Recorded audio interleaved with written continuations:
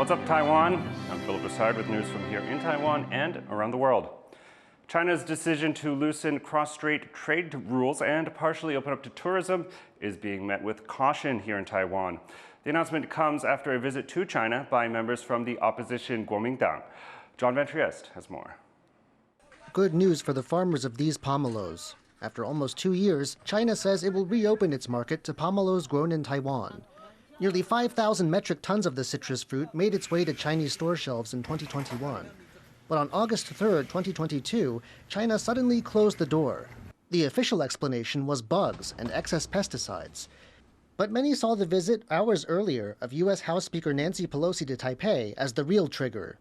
That visit infuriated Beijing, which sees Taiwan as its own and doesn't like officials from other governments coming to Taiwan. The decision to reverse this ban came during a meeting Sunday between Chinese customs officials and a visiting delegation of Taiwanese lawmakers from the main opposition Kuomintang.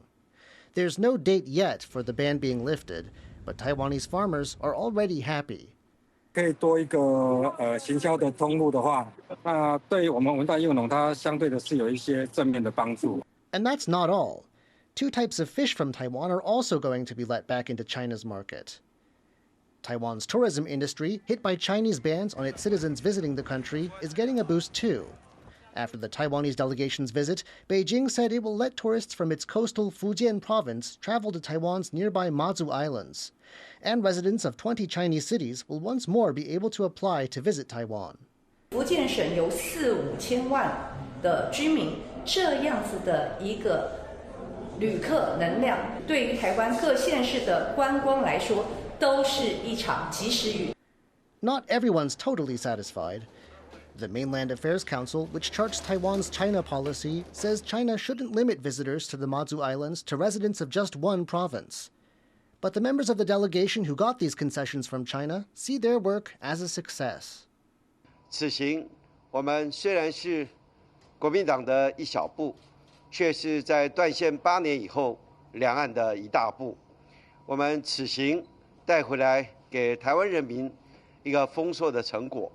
There's caution too, though, with many doubting Beijing's announcements are solely motivated by goodwill. 中国共产党在对外谈判的时候，特别是跟他的对手谈判的时候，往往强调一手硬一手软，好像把一个恩惠做给了在野的国民党，可是呢，给民进党更大的这个压力。 Whatever Beijing's intentions, there are signs that it's prepared to use whatever it takes to realize its ultimate goal, bringing Taiwan under its control. Patrick Chen and John Van Trieste for TaiwanPlus. To learn more about the significance of the KMT's delegation to China, reporter Chris Gorin spoke with political analyst Courtney Donovan-Smith.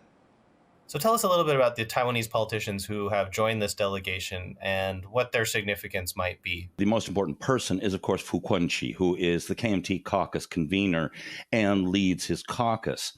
Now, he's known as the King of Hualien, and him coming along on this trip has been a little bit contentious because of the recent earthquakes in Hualien. So there's been some criticism on that. But he says that he wants to bring investment and tourists back from China. So ultimately, this trip will benefit Hualien.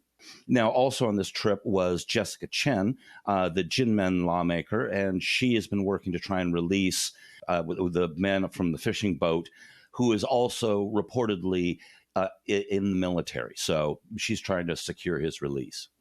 Once this delegation arrived in China, they announced that they would lift bans on imports of Taiwanese pomelos, allow some tourists to go to the Mazu Islands.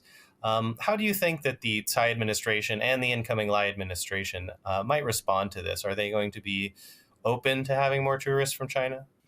It's important to remember that it was not the Tsai Ing-wen government that severed these links. It was the Chinese side that did so. This is kind of normal in that the Chinese side is giving the credit to taking away the restrictions that they themselves had imposed, giving the credit to the KMT. However, if they're going to reopen tourism, that's a pretty big deal. That was a big deal when it was cut, and it would be a big deal if they reopen it. You know, Chinese diplomacy can often be quite transactional. So what's China's goal in all this? I mean, what is it that they hope to get out of it? Yes, you're right. They're very transactional. I mean, obviously, they wanted to prop up the KMT. I think they also wanted to show the KMT Legislative Caucus that they can work with them, because the legislature does have some ability to change the situation, although they don't have the executive, so they're limited in what they can do.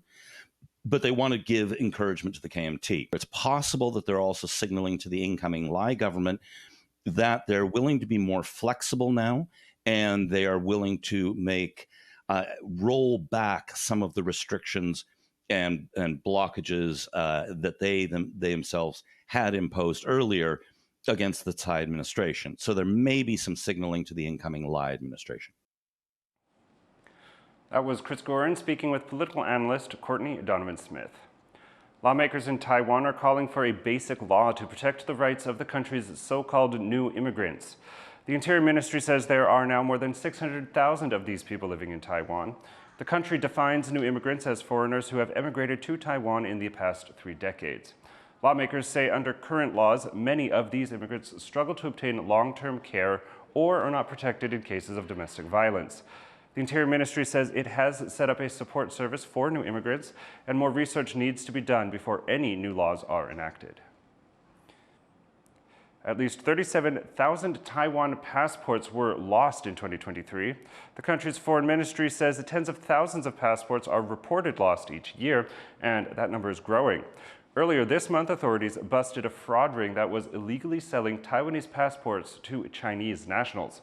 Officials say it's getting harder for them to tell if cases of lost passports are genuine or fraudulent. 5 people are facing charges over a botched construction project in Taipei that caused nearby apartment buildings to collapse.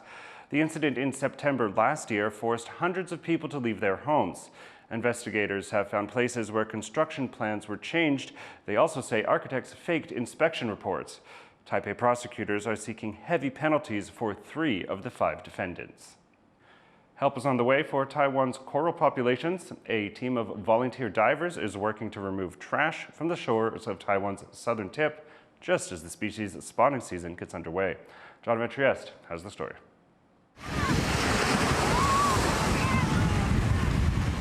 In the waters off Taiwan's southern tip, April and May is coral spawning season. These days, though, the reefs here are far from pristine.